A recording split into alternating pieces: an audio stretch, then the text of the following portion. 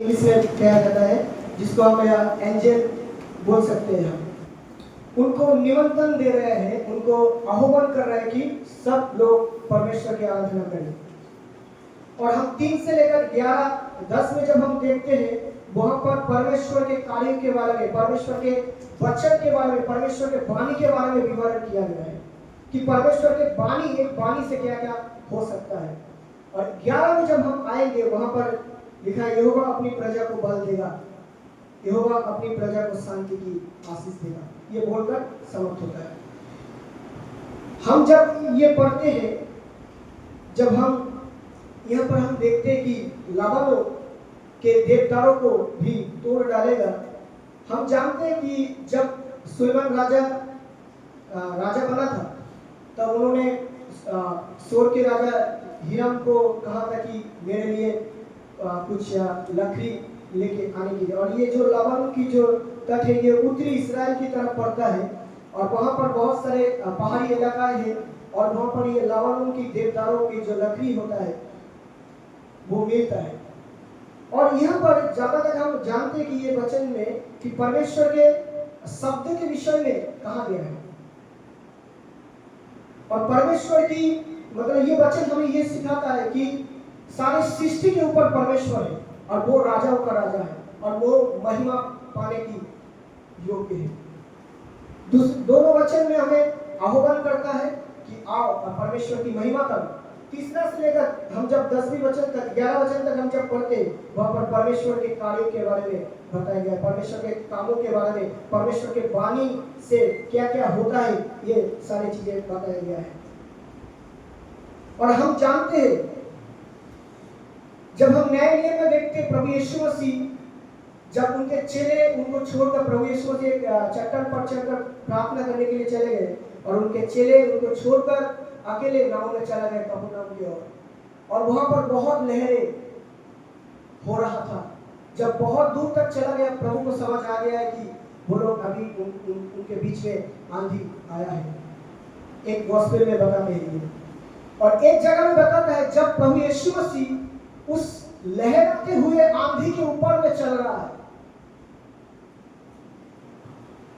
मतलब परमेश्वर की नियंत्रण ये पूरे सारी सृष्टि पर है। प्रभु यीशु मसीह नए नियम हम जब देखते हैं, वो लहराते हुए पानी के ऊपर पैदल चल रहा है और उनके चेले डर गया, ये भूत है, घबरा गया। एक गॉस्पेल में बताते हैं कि जब नाव में पांव रखा, आंधी थम गया। हम देख सकते हैं कि परमेश्वर सारे सृष्टि के ऊपर है और उनके एक शब्द से क्या क्या हो सकता है। हम नए नियम में देखते हैं, प्रभु यीशु मसीह ने प्रार्थना किया और लाजर, मुर्दा लाजर जी उठा। वो वचन है, रेमा वर्ड, हिब्रू में हम बोल सकते हैं रेमा, जो क्रिएट करता है। वो वचन एक बार घोषणा हमारे जीवन में हो जाएगा, वो बिना पूरा होकर वापस नहीं आता है, पूरा होकर आता है। अगर हमारे जीवन में कोई भी संदर्भ है, अगर हम उस संदर्भ में परमेश्वर पर विश्वास रखें, ये भजन हमें सिखाता है कि परमेश्वर पर विश्वास रखना है, उनके कार्यों पर, उनके आश्चर्य कर्मों पर विश्वास रखना है। जब हम देखते हैं, वो लोग 40 साल उस कादेश बन के वहां पर 40 साल रहा।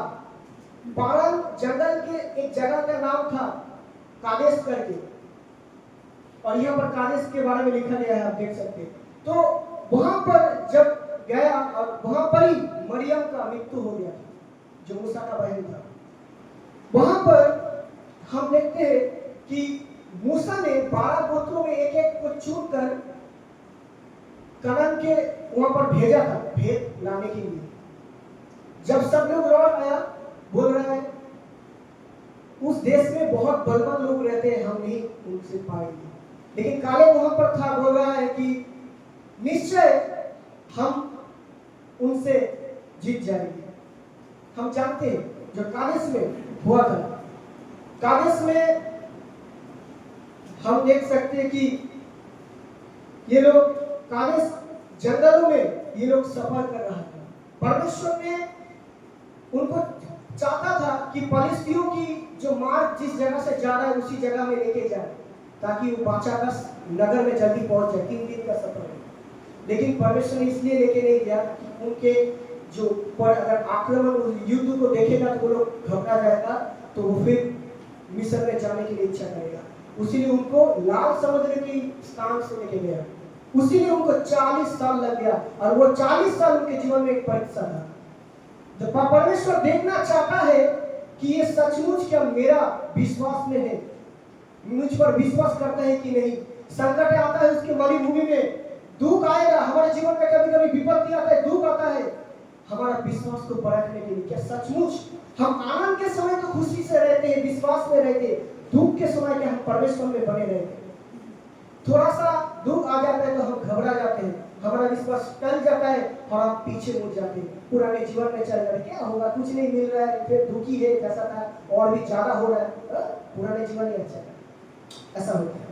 लेकिन हमें ये वचन सिखाता है कि हमें विश्वास में बने रहना। अगर उस बहती हुई नदी के ऊपर परमेश्वर चल रहा है, उसी प्रकार हमारे जीवन में अगर संकट है, उसी संकटों में परमेश्वर हमारे साथ साथ है, ये हमें ध्यान रखना है और हमें विश्वास में रखना है। उसी नदी में हमें परमेश्वर चलाएगा जिस तरह पतरस को परमेश्वर ने चलाया। उसी संकटों में आपके लिए परमेश्वर मार्ग खोल के देगा, अगर आप परमेश्वर पर विश्वास रखें। हमारा विश्वास बहुत महत्वपूर्ण है, और ये विश्वास से ही हमें गिराने के लिए कोशिश करता है, ताकि हम विश्वास में मुकर जाए। पहले समय में विश्वास की जरूरत नहीं था, क्यों? क्योंकि परमेश्वर प्रभु यीशु मसीह स्वयं अपने शिष्य के साथ था। लेकिन जब प्रभु यीशु मसीह स्वर्गीय हो गए, जब हम यूहन्ना के रचित सुसमाचार पढ़ते हैं, उस समय में विश्वास जरूरत था, ऐसा नहीं। लेकिन वो लोग आंखों के सामने परमेश्वर को देखता था। लेकिन जब नए नियम में क्या हम परमेश्वर को देखेंगे? यीशु मसीह नहीं, लेकिन विश्वास के द्वारा हम ये महसूस कर सकते हैं कि परमेश्वर यहाँ पर है। जो विश्वासी है, वचन में कहता है इब्रानी में 11:6 में कि बिना विश्वास से हम परमेश्वर को प्रसन्न नहीं कर सकते। जो परमेश्वर के पीछे चल रहा है, उनको विश्वास करना है कि परमेश्वर है, और उनको खोजने वाला को वो प्रतिफल देगा।